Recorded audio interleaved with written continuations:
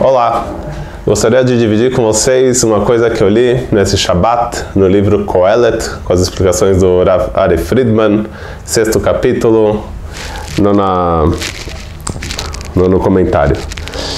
Ele diz assim o Shlomo HaMelech, o rei Salomão: melhor é o que os olhos enxergam do que os caminhos da alma. Isso também é fútil e futilidade. Um dos comentaristas, o Metzudat David, entende desse versículo o seguinte, desse nono versículo do 6º capítulo.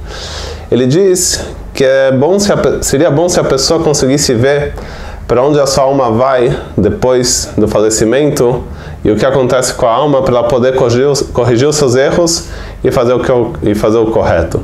Porém, ele diz que isso também é fútil e frustrante, porque se a pessoa também só faz as coisas por medo ou pela recompensa que ela vai ganhar, ela não vai estar servindo a Hashem de coração, que é o principal, servir por amor.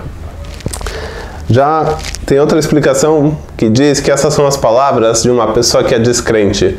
Ela diz: do que me serve Torah e Mitzvot, os mandamentos, e Olam Haba, mundo vindouro, se eu não enxergo tudo isso?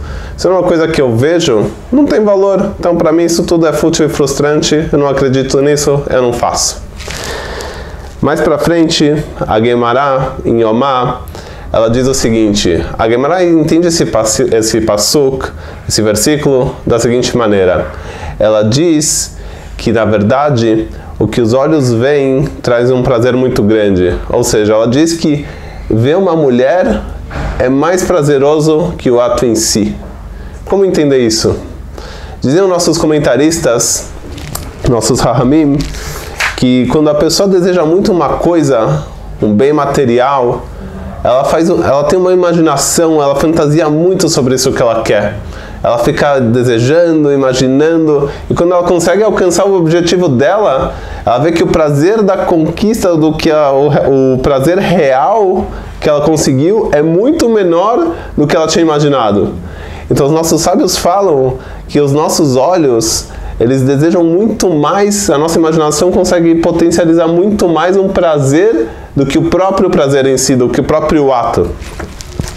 Com isso, o Rabino Shlomo Wolbe, no seu livro A Lei Shur, explicou uma coisa muito interessante. Ele traz uma Mishnah de Pirkei Avot que diz: Ben Azai disse: corra para cumprir uma mitzvah fácil e fuja do pecado. Ele diz que com essa Mishnah, em Pirkei Avot, parece que o pecado sempre está correndo atrás da pessoa. Então, se é assim, o Yetzer Hara, ele tem uma força muito grande de sedução. Quando a gente vê também, quando Yaakov Avinu lutou com Esav, com o anjo de Esav, no livro Bereshit, primeiro livro da Torá, ele diz o seguinte: no final da luta, pergunta a Yaakov para o anjo de Esav qual é o seu nome. O que Yaakov Avinu queria saber? Qual o nome do anjo? Não era isso que ele queria saber. O nome, na verdade, diz o Zohar, que ele traz a essência da pessoa.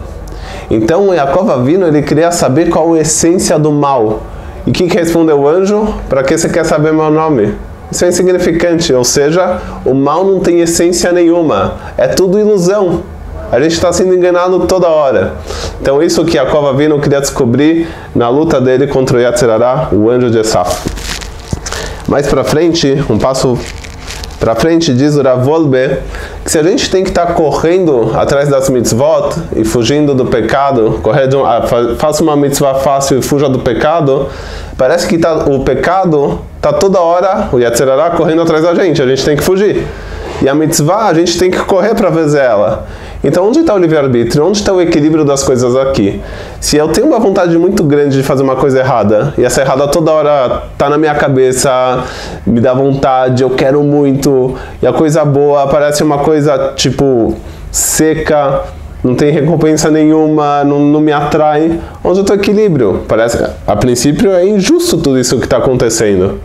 Diz o Rav Wolbe que a explicação é o seguinte: na verdade, realmente o Yetzer Hara, toda essa sedução que existe na nossa cabeça, essa imaginação de fazer uma coisa errada, ela está atrás da gente toda hora. Isso é um fato.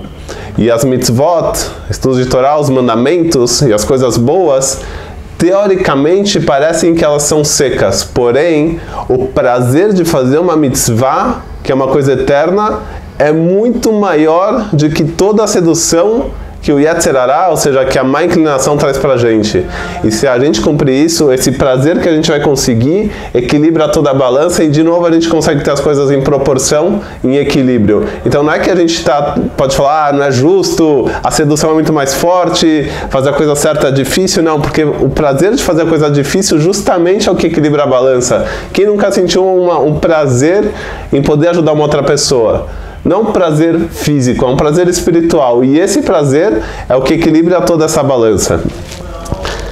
Mais pra frente, a Gemara em Sukkot diz o seguinte, que no final dos dias, quando chegar a redenção final, os justos vão chorar e os perversos vão chorar. Como entender isso? Diz o Beit HaLevi o seguinte, os justos, os tzadikim, eles vão chorar por quê? Quando eles viram o desafio do Yetzer Hara, quando eles viram uma sedução muito grande se aproximando, eles lutaram contra ela, sabiam que isso era uma ilusão, por mais que é difícil, por mais que uma pessoa é justa, é difícil para ela também lutar contra o instinto dela, um ser humano.